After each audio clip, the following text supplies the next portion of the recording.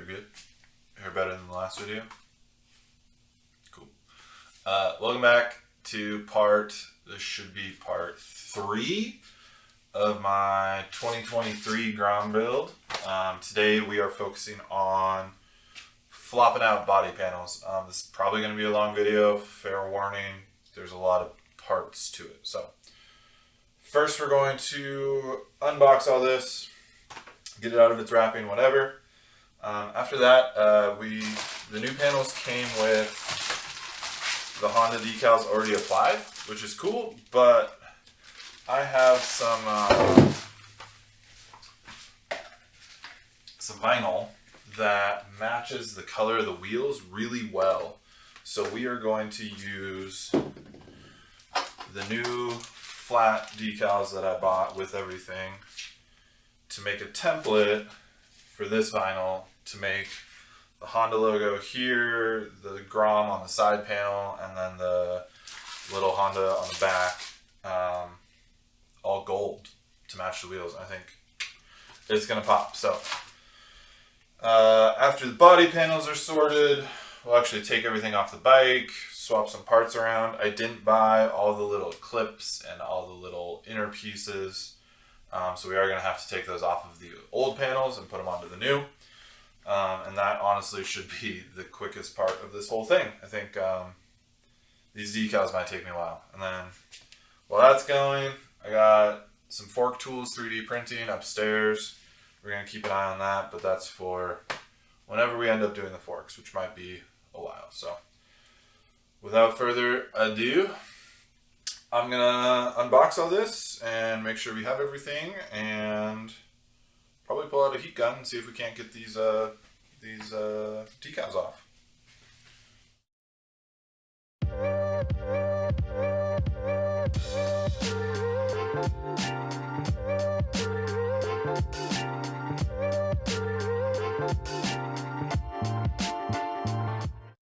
Just to quickly go over what we got again. Tailpiece, the side inserts kind of under the seat. This piece was like $8, so I don't have any of the warning labels on it, which is great considering everything else came with decals already on. Left and right panels, and this inside piece that's this nice gloss that's gonna pop. And then the headlight shroud. I am probably least looking forward to doing the headlight shroud because there's a lot of little pieces and parts to swap over, and that's probably not going to be fun, but that's all right. So now that everything's unboxed and laid out, I'm going to grab a heat gun and see. We'll probably start with the cowl, see if we can't get this Honda sticker off cleanly. I know there's destructive methods of doing that and chemicals and whatnot, but if we can get it off with heat and get all the adhesive off without having to resort to like a rubber wheel or something, we're going to try that first. So let's do that. First thing I did is I marked just with painter's tape underneath the logo so that when I reapply the new one, we know that we're lined up. And then I marked either edge of the H and the A. So let's heat it up on low. It shouldn't require a ton of heat. I don't really want to risk melting any of the plastic, so we're going to heat it up. And then this is just a plastic edged scraper. I got it with some other random vinyl I bought years ago, and it is a great little tool. Or you can they make plastic razors that would also work really well in this scenario. I don't want to attack it with an actual sharp razor because that seems like a good way to gouge out the plastic. So let's give it a try getting this off. Do this the easy way.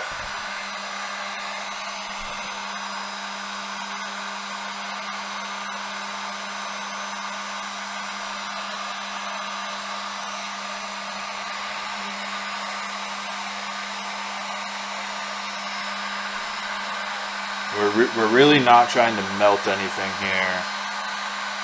Like if your decal's bubbling, it's too hot.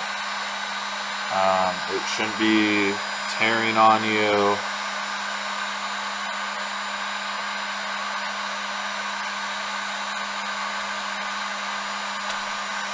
Alright, so we got it started with our scraper.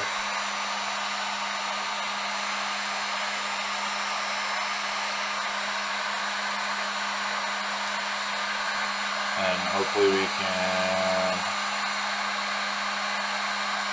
Whew, go up a little higher because that's getting hot. Just gonna peel it off. Really not pulling hard. We're just kind of letting the heat do the work.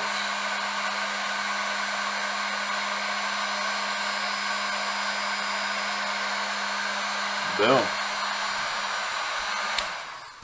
Alright, so, I mean, you're watching through a screen and a camera, but there is no adhesive residue on that at all. So I am tickled. I'm going to repeat the process on the other 4 decals that are much larger, but you don't need to watch that. So we'll do a time lapse or something of that and see you in a bit.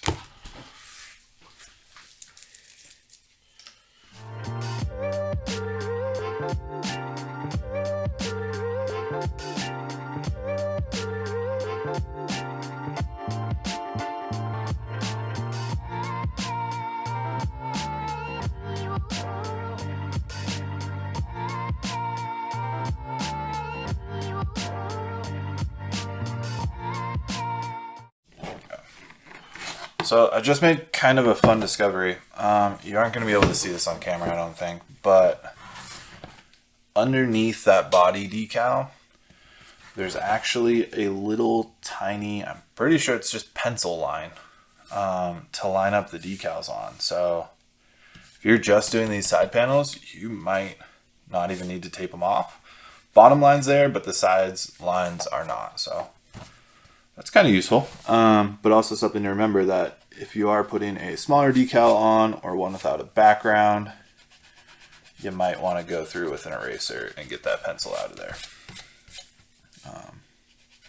Yeah, kind of cool to see that they lined them up that well from the factory. I always assumed robot, but pencil line makes me think human. It's kind of cool. Okay, I have all my stickies laid out that I need. I did take careful care to make sure that it's not wider than the width of my vinyl roll because I have one of the little Cricut Joy things. Next step is take a picture of that with a nice white background, which lets me use the Cricut software to remove that automatically, and it makes it just super easy. Make sure you get a picture of all of them together. That way, if you have to scale anything, you're scaling it the same all across the board. Then I will put that on the computer and then plop it in the software and start printing.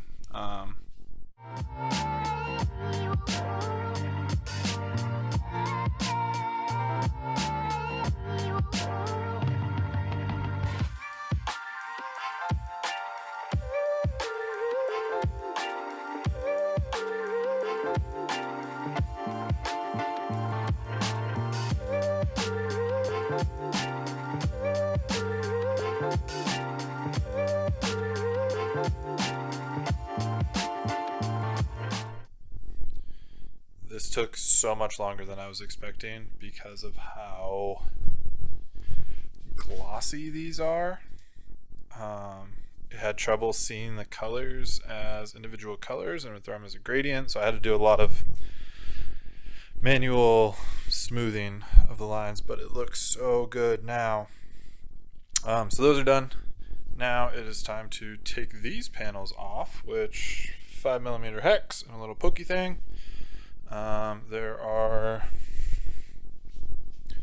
3 clips, 1, 2, 3, that you have to take off, aside from the fenders, and then these 3 there. And then they should be off. I'm also going to take the rear cowl off, which I think there's 2 screws here, and the center of the gas tank, which I think there's 6 total. 2 here, 2 on the sides, and I believe 2 up front if the holes on that piece are to be believed. So I am going to get the bike all naked.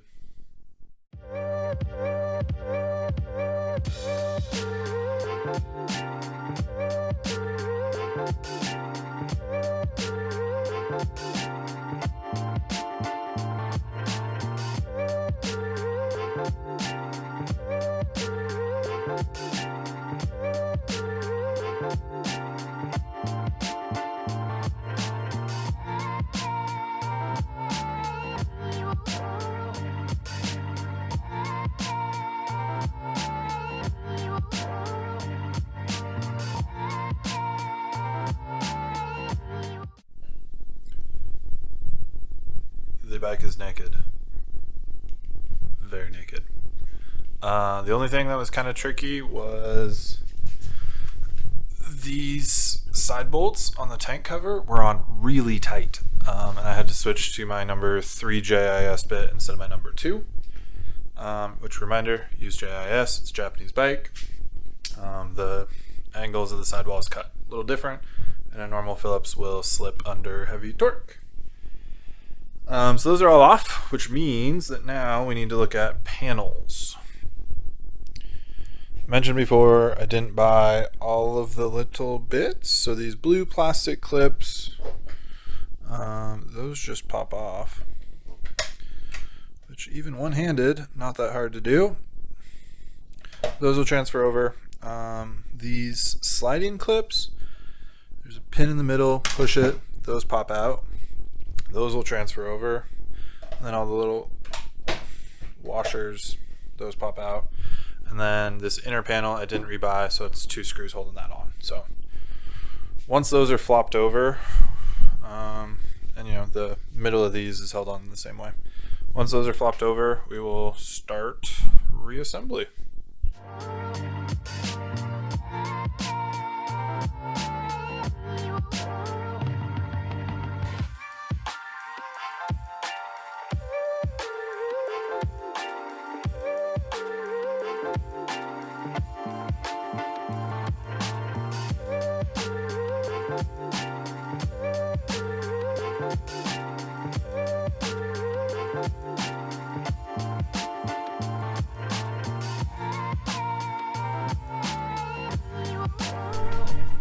This is looking so good. Oh man. Okay, here.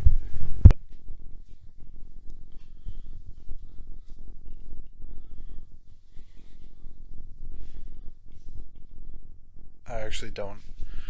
I was thinking I wasn't going to like the silver washers on there, but I actually don't hate them. Alright, I need to finish this. This is getting exciting. I believe, I'll correct myself later if I'm wrong, but I believe taking this off is 2 bolts here, 2 bolts on the other side, undo the headlight connector, and then this comes off as a unit. But we will see if that's accurate or not. I hope I don't have to take the speedometer shroud off, but we will see. To be determined. Oh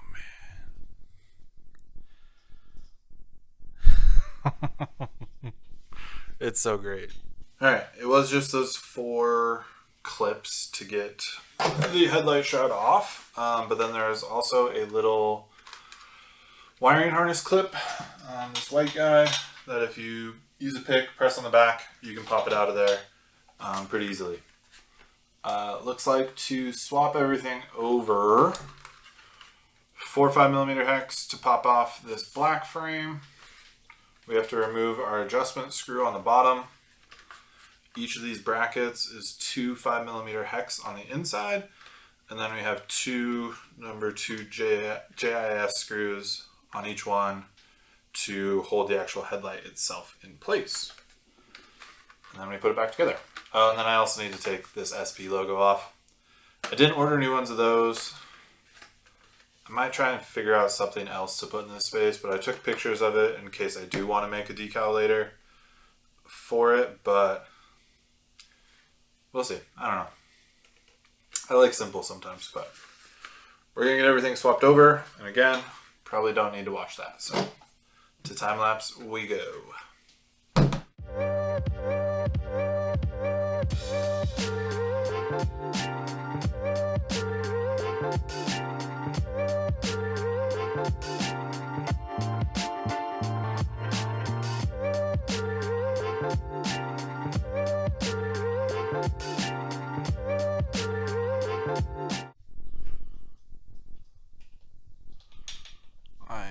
So pleased with how this turned out. This looks so good.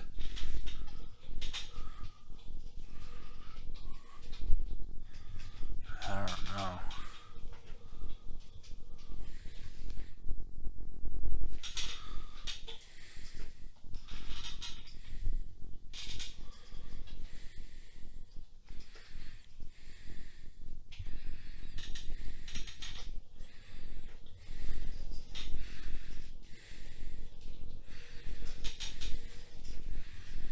Man, let me know what y'all think. Sorry, I'm scooting around on my little shop chair. I think this looks so good. I get it, it's not for everyone, but it's kind of that OEM plus look, I guess. Alright, let's wrap this video up. Both everywhere. Why am I always spilling? On top of all this, I got a new chair today, and I really like it. I needed one for computer and stuff, but anyways, about 5 o'clock. I started about 10 today. This was super fun, super easy, and I am really, really pleased with how this turned out. If you took out the decal work, if you just used the stock Honda emblems that are on here, someone with very little mechanical ability could probably have done this in an hour, hour and a half, with very limited tools. All I used today, again, outside of the decal work, was it's now later tonight. I don't know what happened to that clip, but most of it's gone. Moral of the story, really easy, 3 tools. A little bit more tools makes it easier, but not that bad. And then the other main point was just that I wish there was more available in the US to fit the whole like personalize it your way theme that Honda pushed really hard with this model year of the Grom. If you look at like the Thailand or the Japanese markets, they have the H2C stuff where there's like a scrambler, there's an adventure, there's a supermoto kind of trim, there's a race replica trim. I just was rambling about how I wish we got some of that here. So that was all I said. This is a shorter version. You're welcome. One more quick thing, sorry. Get the bike in there just for shits and giggles. I'll put the parts list at the end. I'll screenshot it and just leave it up on the screen for a while. So if you want to do any of this yourself, feel free. Yeah, have fun. Okay, bye for real now.